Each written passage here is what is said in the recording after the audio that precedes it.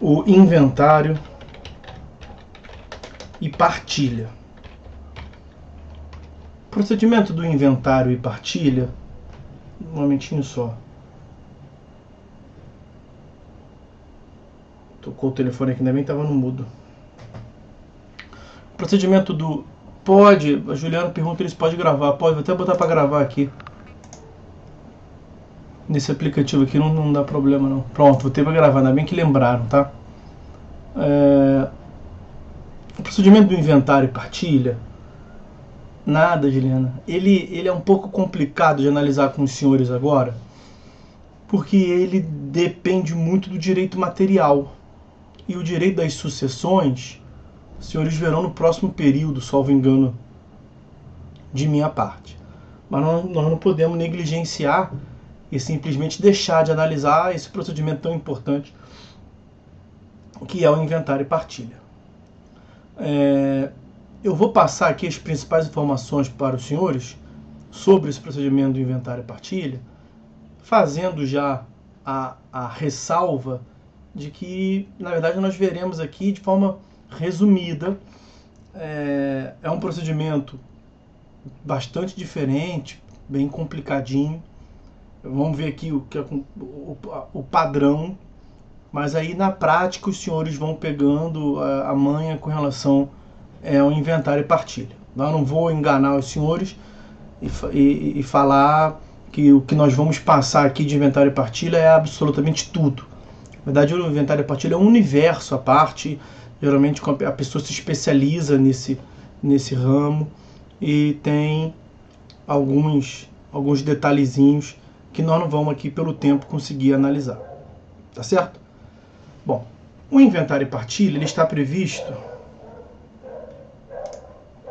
entre os artigos 610 a 673, 673 do CPC. Nas últimas aulas, eu ia até falar sobre isso, me perdi.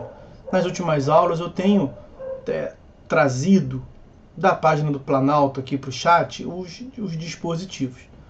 Como é bastante extenso, vejam, 64 dispositivos, artigos, não tem como a gente transplantar tudo para cá. Vou passar, portanto, mesmo para vocês um panorama geral e aí um ou outro dispositivo que seja mais relevante eu pego para os senhores, tá certo? Bom, uma primeira consideração que nós devemos necessariamente fazer, como eu já havia adiantado, é que é necessário o conhecimento lá do direito civil sobre o direito das sucessões.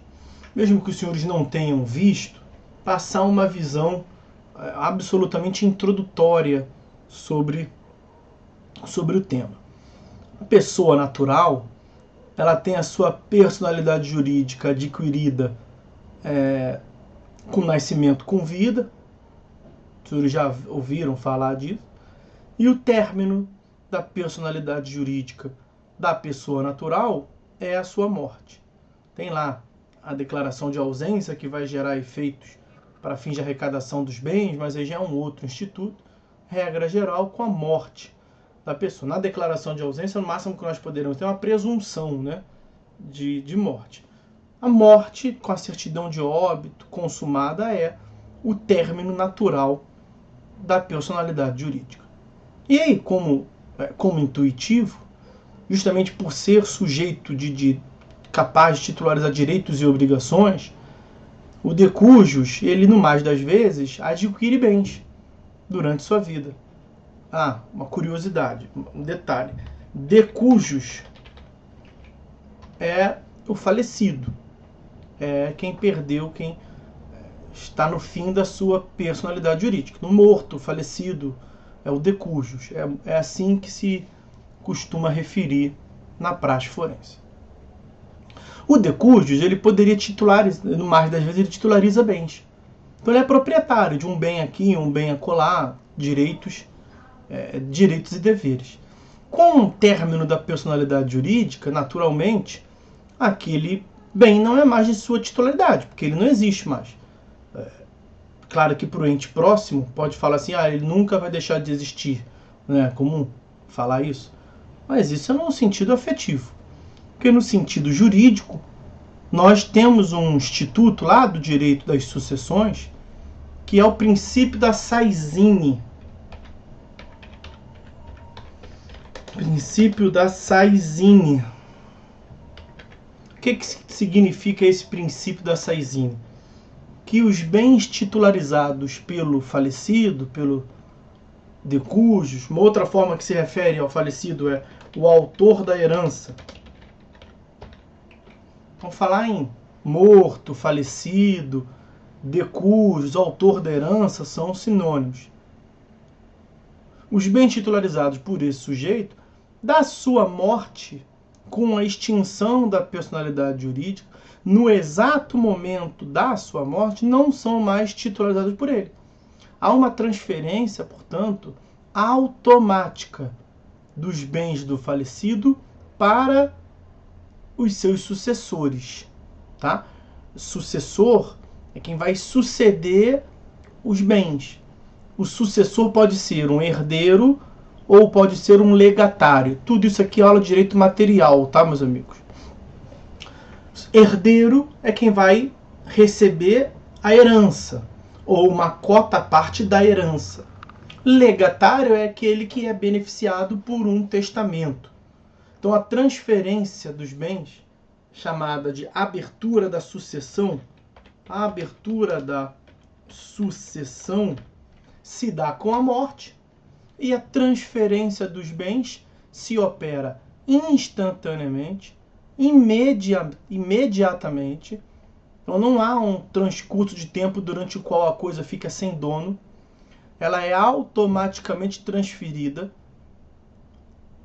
e pode ser partilhada por herança ou pode ser partilhada por testamento. Quando nós temos testamento, é um outro procedimento, que não é esse do inventário e partilha.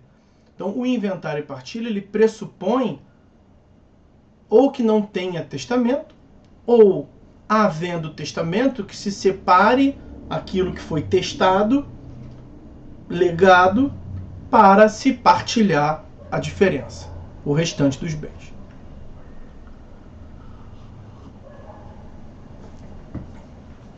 Deixa eu ver se eu pego aqui no Código Civil.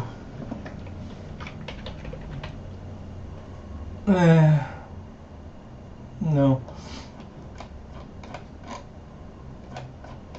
Deixa eu ver se eu acho aqui, porque aí eu não tenho tanta familiaridade com o número do artigo 1742.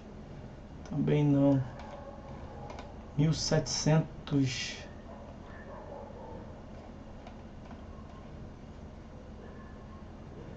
Deixa eu ver se eu me dou uma chance aqui para... Ah, achei aí, ó. 1784. Ó. Vou jogar para vocês aí esse dispositivo, que é do Código Civil, tá, senhores? 1784 do Código Civil. Aberta a sucessão. O que é a abertura de sucessão? É a data do falecimento, com eventos morte. Transmissão de bens causa mortes. Aberta a sucessão, a herança transmite-se desde logo aos herdeiros legítimos e testamentários. Então, tem dois tipos de sucessores. Tem os herdeiros que vão receber herança e tem os testamentários que vão receber o que foi transferido mediante testamento. Ó, um outro dispositivo para deixar isso claro para vocês. 1786, também do Código Civil. A sucessão dá-se por lei. Essa questão da herança é a lei que vai dispor. Os senhores verão isso um semestre inteiro em Direito das Sucessões. Ou a sucessão pode se dar também por disposição de última vontade, que é o testamento. Tá ok? Do ponto de vista processual, os senhores têm que saber o seguinte. Uma vez que se tenha aberto a sucessão, a abertura da sucessão com o evento morte, os bens, então vamos supor, Arthur tem 2 canecas no seu patrimônio. São 2 bens que compõem seu patrimônio. Tem um celular também. É só que um professor pode, ao longo da sua vida, adquirir. A Kelly pergunta ali, não entendi o princípio da Saizine. É a questão do herdeiro e legatário. O princípio da Saizine é o 1784. A herança transmite-se desde logo aos herdeiros legítimos e testamentários. Há uma transferência imediata, automática. Então, é o que eu estava dizendo, o Arthur, ele é titular, ele titulariza, ele é proprietário, tem o domínio de 2 canecas e um celular. Com o falecimento do Arthur, um Arthur hipotético, a caneca e o celular não são mais titularizados por ele, porque ele não existe mais, naturalmente. Mas aí qual é a solução que nós vamos dar? Vai ser coisa de ninguém? Primeiro que pegar vira dono? Seria a barbárie, né? Seria o caos. Seria a chacina. O cara é latrocínio, então o cara seria legítimo proprietário do carro. Né? Exemplo clássico é latrocínio, roubo seguido de morte para pegar o carro. E aí, então, morrer de ninguém é de quem te pega. O primeiro que pegar? É evidente que não. Isso não seria uma solução absolutamente desastrosa. Qual é a solução que a lei dá? A lei cria uma ficção jurídica. Aqueles bens, no exato momento da morte, deixam de ser titularizados pelo morto, evidentemente, e já são automaticamente transferidos para os herdeiros. Só que nós temos esses 2 tipos de herança, a legítima e a testamentária, né? Por força de lei e por testamento. No momento da morte, você não sabe precisamente para quem que vai os bens. É muito comum que o processo de inventário até demore bastante, porque pode ter discussão entre os herdeiros. E aí é por isso que a compreensão do princípio da Saizine é imprescindível, para saber que da morte as coisas não viram coisas vagas, os bens continuam titularizados. Só que como nós não efetivamos ainda a transferência dos bens em concreto, é por isso que surge uma figura que você nunca viu andando na rua, você nunca cumprimentou, ela nunca esteve diante de ti com a máscara do Covid, nada disso. É uma ficção jurídica, que é o tal do espólio. O espólio é uma ficção jurídica, algo que não existe no mundo dos fatos. O direito criou. E no que consiste o espólio? O espólio é a universalidade dos bens titularizados até então pelo de cujos, que durante o período do inventário e partilha, durante o período em que não se consumar oficialmente a partilha, os bens passam a ser titularizados, portanto, pelo espólio do Arthur. Então, o Arthur veio a falecer. Os bens dele deixam de ser dele. Primeira informação. Deixa de ser dele porque ele não tem mais personalidade jurídica, ele não pode mais titularizar direitos, obrigações. Então a caneca não é mais do Arthur. Mas a caneca vai ser de quem? Vai ser da Júlia? Vai ser da Beatriz? As herdeiras do Arthur? Vai ser da Carolina? Não sabemos ainda. Isso será feito, olha o nome do procedimento que nós estamos aqui a analisar. Inventário e partilha. Nós vamos inventariar quais são os bens, vamos relacionar quais são os bens do de cujos. E vamos depois partilhar. Toma aqui herdeiro 1, toma aqui herdeiro 2, toma aqui herdeiro 3. A divisão, a partilha. Enquanto isso não é feito, os bens não são mais de Arthur porque Arthur não existe. Os bens não são coisa vaga, não são de ninguém porque eles são titularizados por alguém, o espólio do Arthur. Mas também não são ainda de Carolina, de Júlia, de Beatriz. Isso vai acontecer com o formal de partilha, com a decisão do juiz. Então, nesse período da morte do de cujos até o momento em que se dá a efetiva partilha em concreto dos bens, eles são, portanto, titularizados por esse fenômeno aí que é o espólio. Pensem na massa falida. Mesma coisa. O que é a massa falida? A massa falida não existe. Vocês não viram também ainda crise empresarial, né? Recuperação judicial e falências, que também é... Não, esse é daqui a 2 períodos que os senhores verão. Quando uma empresa vem a falir, também nós temos ali a extinção da personalidade jurídica da PJ, da pessoa jurídica. Os bens vão pagar os credores, e o que sobrar fica para os sócios, se é que não costuma sobrar. E aí, enquanto você não paga os credores, enquanto você não satisfaz os créditos em desfavor da massa falida, os bens são todos eles titularizados pela massa falida, que você não vê também. Não existe no mundo dos fatos. Tá?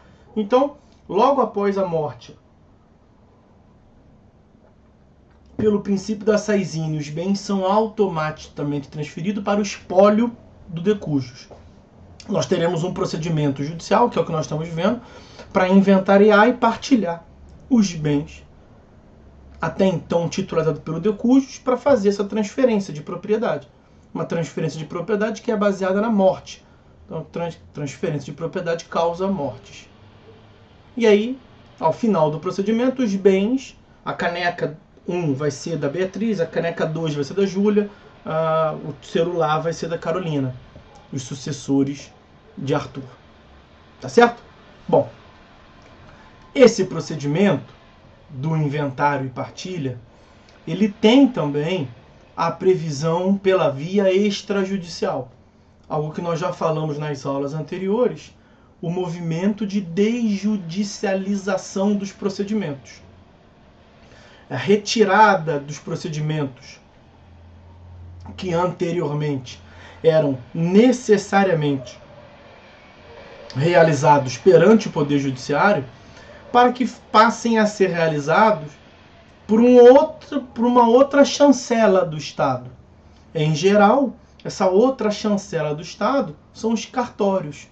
Nós até falamos lá na ação de consignação e pagamento que justamente o que ela tinha de peculiar é que o procedimento extrajudicial da consignação e pagamento se desenvolve perante uma instituição financeira, que é absolutamente excepcional. Tirando os outros procedimentos extrajudiciais se desenvolvem perante um cartório, que é o que acontece aqui.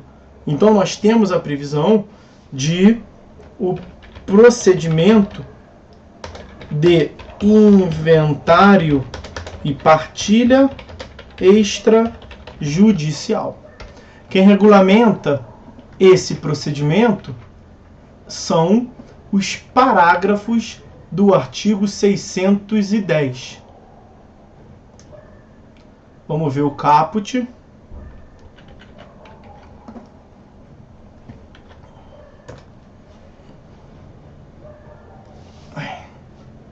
Ó, 610. Havendo testamento ou interessado incapaz, proceder-se-á ao inventário judicial. Então, para que o inventário seja extrajudicial, o que é necessário? Que não tenha interesse de incapaz, porque o interesse de incapaz vai reclamar o processo judicial, especialmente pela proteção que o Ministério Público, como fiscal da ordem jurídica justa, concede aos incapazes. E que não tenha testamento. Sobre essa questão do testamento, veja, o artigo 610 parece ser claro ao afirmar que, havendo testamento, o inventário deve ser judicial. Claro. Só aqui, a doutrina majoritária e atualmente a jurisprudência do STJ é no sentido de admitir o processamento do inventário extrajudicial, mesmo em havendo testamento. Ali, o que o legislador teria presumido é que, com a existência do testamento, haveria lide. os herdeiros não iriam aceitar, ia ter discussão se é válido ou não é válido. Bom, isso acontecendo realmente tem que ser pela via judicial, porque pelos parágrafos nós veremos que tem que ter a concordância dos agentes para que seja extrajudicial.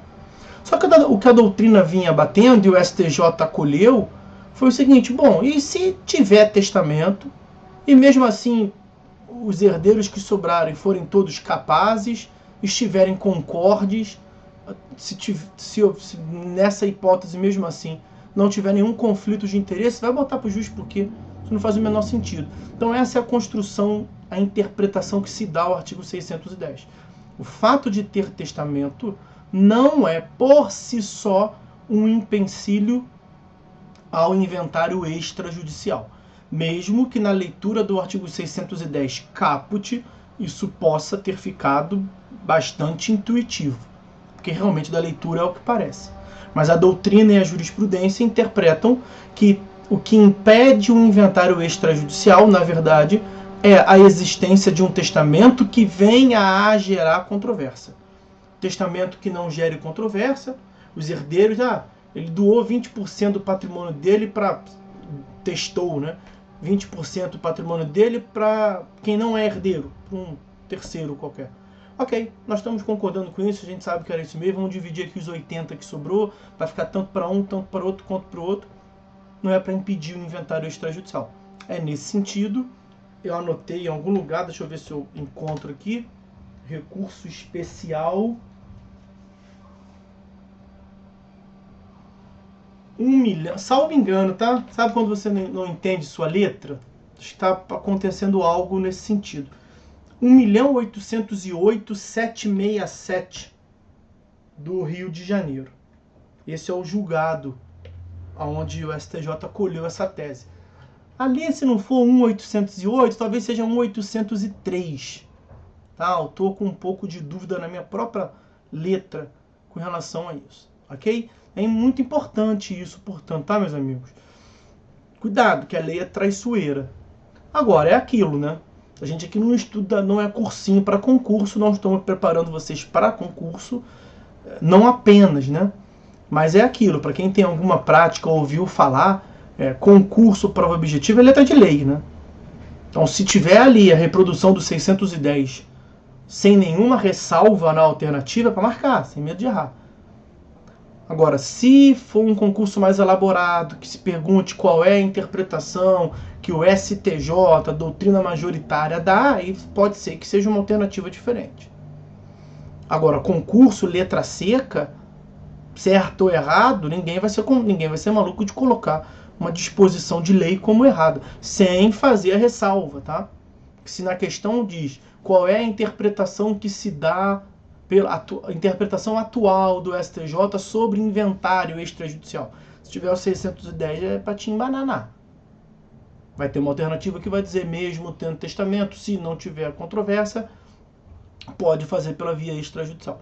Agora, se a questão não faz essa ressalva, é texto de lei. Né? Mas uma das grandes dificuldades do concurso, né? Esse tipo de questão. Então está visto aí o 610 caput.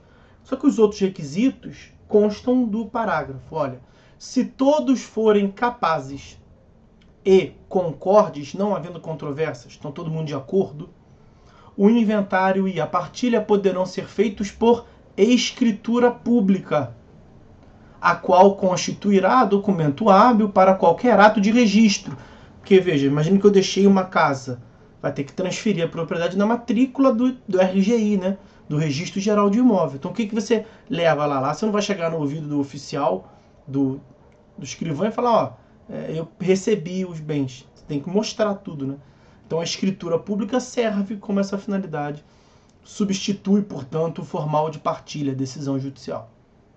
Para qualquer ato de registro, bem como para levantamento de importância depositada em instituições financeiras. Nessa questão de levantamento em instituições financeiras, aí vai fugir um pouco da alçada do inventário extrajudicial, tá? Mas até um certo valor você não precisa de nada disso. Você faz por alvará de levantamento, tá? Eu vou depois procurar aqui qual é o dispositivo. Até ver, já falei disso, deixa eu ver se eu vejo agora aqui. Tá lá no final desse capítulo. 660 e qualquer coisa.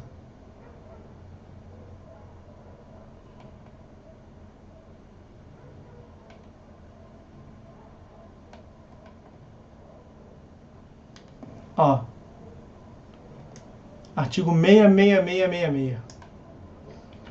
Já que eu falei desse aspecto de levantamento de quantia, ó, independerá de inventário ou de arrolamento o pagamento dos valores previstos na Lei 6858 de 80. E essa Lei 6858 de 80, ó, dispõe sobre pagamento aos dependentes ou sucessores, ó, essa Lei 6858 de 80. Dispõe sobre o pagamento aos dependentes ou sucessores de valores não recebidos em vida pelos respectivos titulares. E a lei vai disciplinar lá dizendo que você basta uma petição simples pedindo o levantamento. Acho que até uma certa quantia. Vou pegar o parágrafo, o artigo 1º aí. Essa é uma questão que geralmente tem muito interessado. Ah lá. Ó. Os valores devidos pelos empregadores ou empregados, os montantes das contas individuais, da FGTS, PIS/PASEP, não recebidos em vida pelo titular, serão pagos em cotas iguais aos dependentes habilitados perante a Previdência Social ou na forma da legislação específica dos servidores civis e militares e, na sua falta, aos sucessores previstos na Lei Civil, indicados em alvará judicial, olha lá, mero alvará judicial, independentemente de inventário ou arrolamento. Agora, é toda a quantia? Não, não é toda a quantia. Aqui, ó. Limitados a 500 OBTN, obrigações do Tesouro Nacional. Disposto nesta lei, se aplica às restituições relativas ao imposto de renda e outros tributos recolhidos por pessoa física, não existindo sobre bens sujeitos a inventário, aos saldos bancários e de contas de caderneta de poupança e fundos de investimento de valor até 500 salários mínimos. 500, esqueçam, 500 OTN. E o que é o 500 OTN? É menos que um salário mínimo. Até a última conta que eu fiz, acho que era 800 ou 900 reais. Então, até esse valor, OTN, obrigação do Tesouro Nacional, é um indexador de referência que tinha um tempo atrás. Ele não existe mais atualmente, mas vejam, a lei é de 64, não é? Não, a lei é de 80, 6858 de 80. Naquela época, vivíamos índices inflacionários absurdos e tinha esses indexadores. Agora não existe mais, mas em várias passagens do ordenamento jurídico fala-se nesse tal de OTN. OTN ou OBTN, obrigação básica do Tesouro Nacional, algo nesse sentido, ou obrigação do Tesouro Nacional, pouco importa. O que importa é que é um valor diminuto, cerca de 900 reais, para ficar mais seguro aqui, não sei exatamente o valor, mas cerca de 900, menos de R$1.000, 500 OTN. Então até esse valor, que eu comecei a falar disso, voltando lá para o 610, inventário extrajudicial. Ali fala levantamento de importância depositada em instituições financeiras. Agora, se for até 900 pila, você não precisa nem de inventário extrajudicial, de nada. Você faz um requerimento ao juízo de levantamento da quantia. Isso aí é sem maiores formalidades. Artigo 610, parágrafo 2º. O tabelião somente lavrará a escritura pública se todas as partes interessadas estiverem assistidas por advogado ou por defensor público, cuja qualificação e assinatura constarão do ato notarial. Então, olha só. Inventário extrajudicial. Nossa, escrevi aqui. Inventário extrajudicial. Se dá por meio de uma escritura pública perante cartório de notas. Quais são os requisitos? requisitos. Agentes capazes. Dito de outra forma, não pode ter interesse de incapaz. Segundo requisito, tem que estar concordância. Não pode ter conflito de interesses. Terceiro requisito, sejam assistidos por advogado. Assistência por advogado. Pá, tem alguém fazendo obra ali? Isso é a hora? Assistência por advogado. Próximo requisito, que é o que consta do 610 caput. Não pode ter testamento nem interesse de incapaz. Então, não pode ter testamento / interesse de incapaz. Com a ressalva que eu fiz, que mesmo com a existência de testamento, ainda assim é possível, se não houver divergência entre os herdeiros, entre os demais sucessores, o STJ vem entendendo pela viabilidade do procedimento extrajudicial. Agora, você está numa hipótese que você bateu tudinho ali, ó. Você é agente capaz, todos os herdeiros são agentes capazes, não tem interesse de incapaz, não tem testamento, ou até tem testamento, mas vocês estão concordes com o testamento, e tem concordância com relação a tudo, estão assistidos por advogado. Vocês podem ir perante um cartório de notas para lavrar a escritura? Podem. Agora, isso é coercitivo, mandamental? Não, isso é uma opção, tá, meus amigos? Isto é uma opção. A parte que preencher todos os requisitos para o inventário extrajudicial pode, ainda assim, optar pelo procedimento judicial. Ok? Então, deixa eu fazer uma